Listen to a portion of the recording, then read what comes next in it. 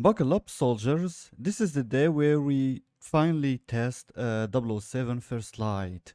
So here, as you can see, I do have like a few points that I already structured. So we will go through the video smoothly without wasting any time. So let's go through it. Okay, first let's go through my PC specs. So without wasting any time, here you can see me running the game in windowed mode with the RTSS on in all my PC specs. So briefly, the CPU I am using is the 5950X. And for the GPU, I have dual MSI 4060 Ti 16 gigs cards. These are GPU 1 and GPU 2. The game, as you can see, is running on GPU 1. And for the RAM, I have 128 gigs of RAM at 3200 megahertz with a 4 slots kits. And for the storage, I have the game installed on an 8 terabyte NVMe SSD, while the game is around 56 gigabytes. For the operating system, I am using Windows 10 LTSC IoT, as you can see at the bottom right, with test mode and the build number. This is not even the latest one, but the point I'm trying to make here is that you can play on this flavor of Windows while having your privacy and security intact versus the Pro version and the Home version. As for the Ingredient driver I am running, I'm still using the 591.86, but I just downloaded the 610.47 version in case the game is not running as intended. As for the monitors, I do have 6 monitors, 1080p 60 fps locked each, with each one can reach 100 Hz max. As for the site setup, I did build the PC, but I still have to install Windows on it. Maybe the next day I will be able to install Windows and play the game on it to see the difference between my main setup and this setup. So the site setup has 5700X and 32 gigs of RAM and 2 terabyte NVMe SSD and another Zotac 4060 Ti 16 gigs and has dual 1080p monitors, the same as the ones I am running on this main command center. Now that we have dealt with my command center setup and the site setup, let's go through part 2, which has to do with the drama. So first of all, I'm not talking about the implementation of Denuvo in the last minute, which is really a dick move on part of the game developers, which led too many players to rise up on Reddit in demand for a refund. I'm not talking about this. Let's talk instead about the usual confusing PC requirement chart. So I have been literally talking about this for ages. Why all these game developers use this kind of confusing PC requirement chart? So let's say I am a total noob, I have seen the 007 First Light a few gameplays, and I know that the game is coming out soon, and I'm trying to figure out what kind of system I'm going to buy, okay? So instead of showing me the minimum requirement enthusiast and ultra, with this setting preset with low, medium, high, ultra, show me everything at ultra at different resolutions. Let's say the camera resolutions so far are 720p, 1080p, 1440p, and 4K. Okay, so instead of showing me the low, medium, and high, tell me what it takes for me to play the game at 720p maxed out everything at 60 fps. Don't show me the low. For example, again for 1080p at 60 fps, tell me which GPU should I get so I can play the game at 60 fps at 1080p maxed out everything. And the same goes for 1440p and for 4K. So in my mind, the GPU that I am going to buy must run the game at ultra maxed out everything, and that's it. I am a noob, I am not versed into GPUs. I want the GPU that I am planning to get to run the game at my monitor resolution fully at 60 without any compromises. Here it says the storage, it needs 80 gigs minimum, while I have the game installed with 56 gigabytes. So why asking for an excess? Maybe if they put here like 60 gigabytes minimum, that would be understandable, but 80 is too much. So as far as the upscaling concerned, we do know that the game developers worked with NVIDIA closely on this title, so apparently the NVIDIA DLSS feature will work way better than FSR, for example. Okay, the next 3 points are interconnected between them, so let's go through them in one shot. The game does not have a launcher versus Hitman. So if we compare 007, for example, with Hitman, 007 does not have this kind of launcher. So before starting the game, you can click on the launcher basically, and you can access the options from it. Here you can see that I have two GPUs, so I can choose from the beginning which GPU the game will run on, and then I will choose the monitor that I want the game to run on. As you can see, I do have like 6 here. And again, we can customize any graphics settings right from here and then hit save.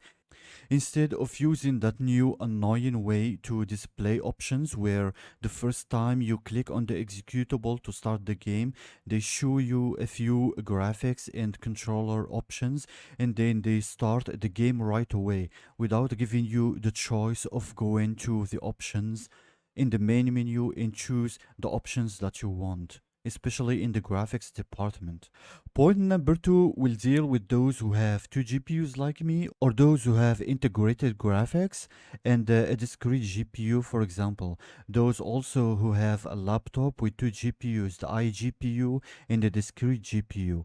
So as you can see here, I do have two GPUs. So the way I have the two GPUs installed on my PC, by the way, I have the 7 monitor here, but forget about it, okay? So the way I have the GPUs and monitors hooked to each other is that 1 and 2 and 3, which are on top, are hooked to the GPU number 2, which is at the bottom PCI Express slot, okay? And the problem really with this mainstream entry point motherboards is that the first PCI Express on top can run at 16 speed, while GPU number 2, which is at the second PCI slot, will be forced to run at 4x instead of 16x, the same way as the first one. They made it this way so they will force you to upgrade to a much more expensive hardware. And here I am talking about the motherboards that only support the Threadripper CPUs. So again, GPU 1 that can run at 8x, since the GPU is already locked at 8x, is connected to the 3 monitors that are at the bottom, while GPU 2, which is locked at 4x by the motherboard itself, is connected to the monitors that are on top plus the one that is on the side. So the problem with 007, first, the fact that it does not have a launcher that has the essential options that we need. Second, when I start the game and go to the graphics option, there is no option here that let me force the game to run on certain GPU. In my case, I want it to run on the first GPU, which is faster, when we take into consideration the PCIe speed, which is 4 versus 8. So here, as you can see in the graphics tab, there is no option to choose the GPU. Unlike when we go to the Hitman launcher, where I can choose which GPU to run on. So for me, the game kept starting and playing on the wrong GPU, which is much slower than the main one. Point number 3, which deals with the location of the config file. Unlike Ubisoft games, for example, or any Unreal Engine game, they usually put the config file inside my document or any other folder basically. But for Hitman 3 and 007 First Light, you actually have to go to the registry editor and tweak the settings from there. And here is the actual location. So follow with me. Here I am running the registry editor. For me, I have Regcool installed instead of the built-in registry editor. This is the location where you will find the Hitman config files and all the options. And here you can see this is the 007 First Light. And from here you can change any option you want. For example, if you want to choose another resolution, you can change it right from here. So I looked for a way to force the game to run on the main GPU and not the secondary one. So I came here and I smiled because I saw this registry entry which is called adapter. When I clicked on it, here you go. When you see the decimal, here is the decimal and here is the hexadecimal. The problem is I do have the same models, which means for the ID, it is the same one.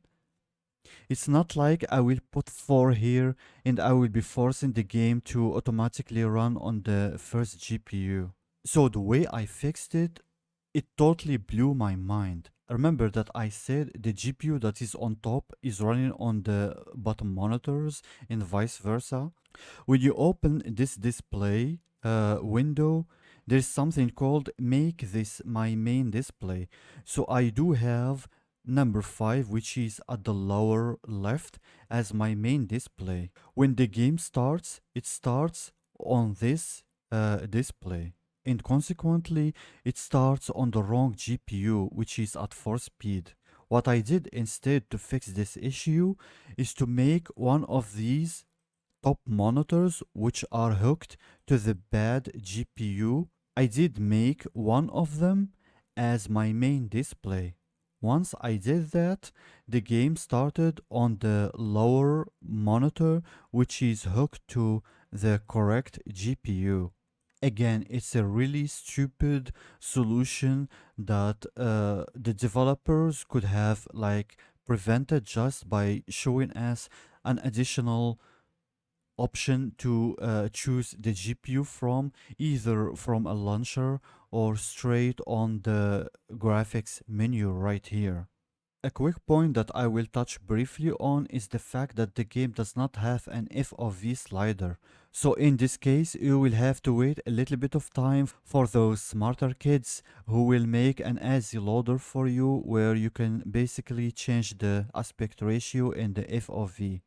I did notice that there is an option here from which you can change the aspect ratio, but I haven't seen it in the graphics menu right here.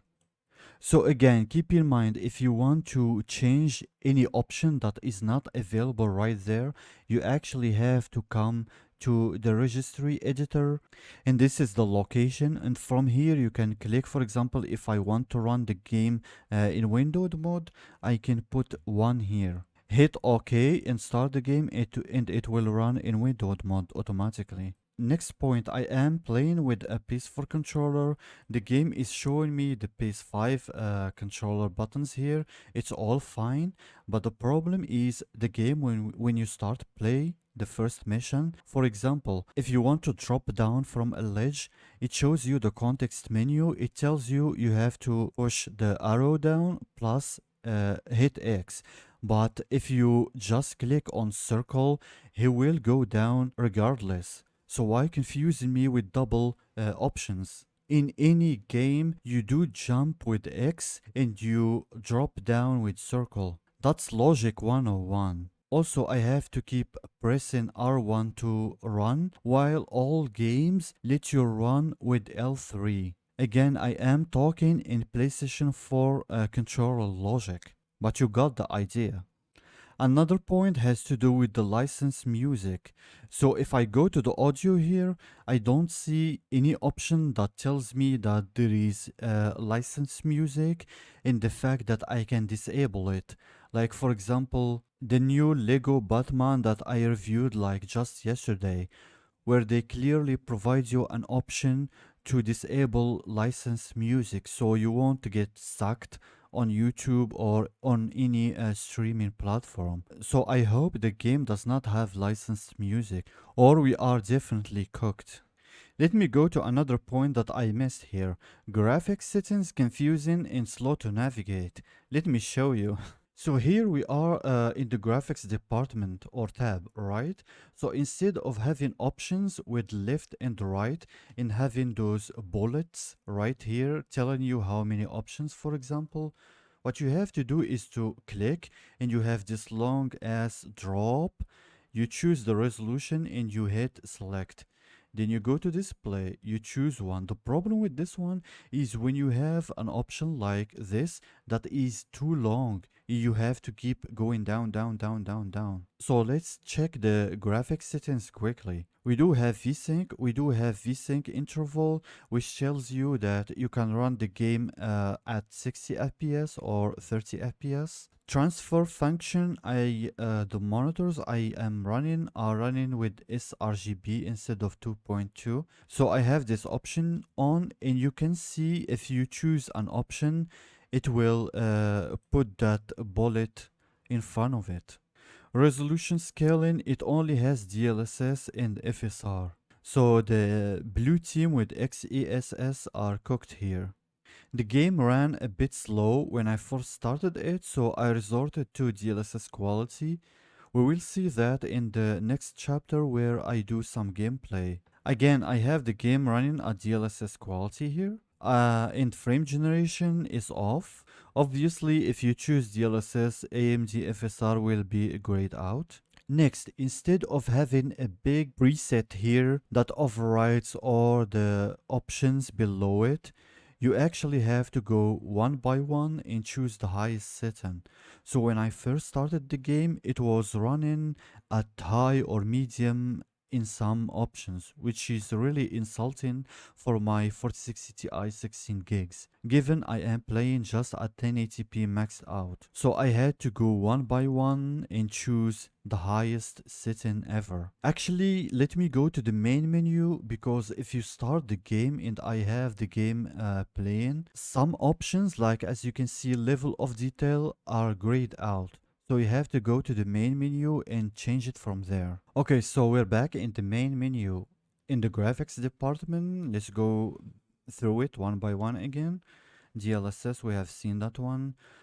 Here, texture, ultra, texture filter at max, it was like 8 instead of 16.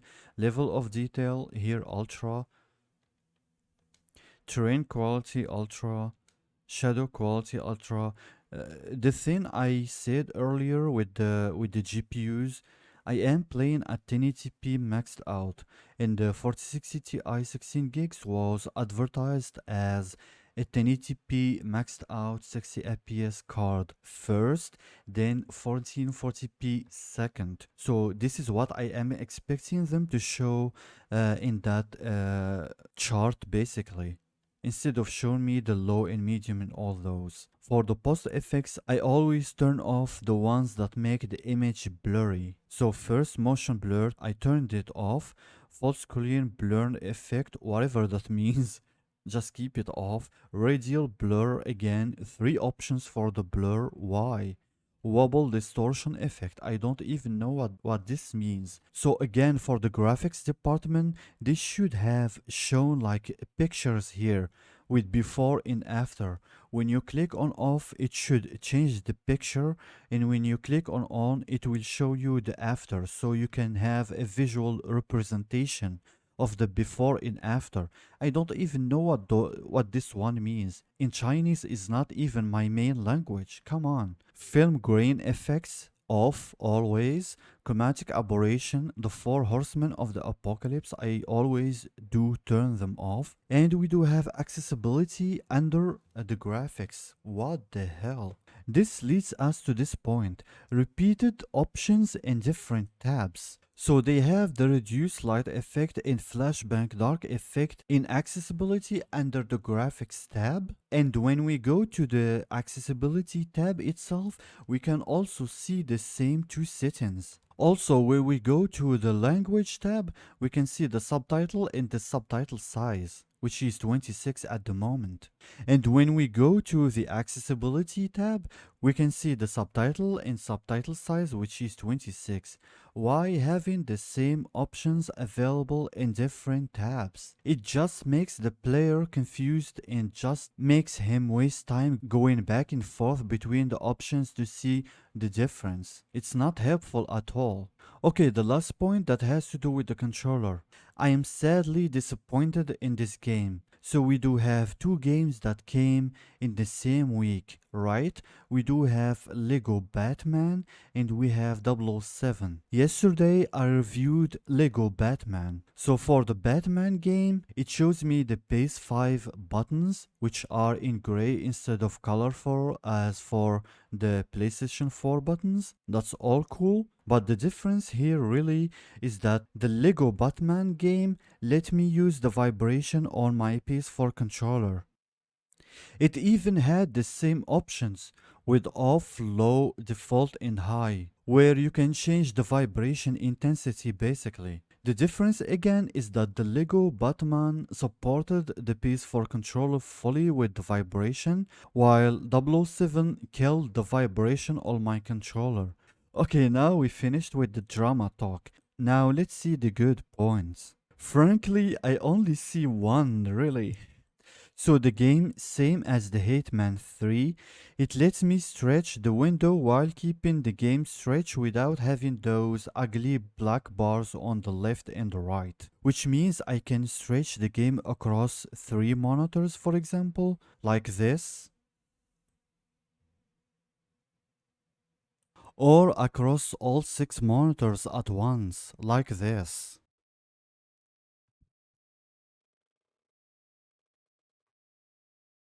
Of course, using DLSS performance instead of quality or using frame generation is beside the point. The point here is that I can change the resolution of the window to anything I want. Okay, now that we have dealt with the drama, let's do some gameplay with first impressions. One eternity later. So I just restarted 007 First Light and there you go.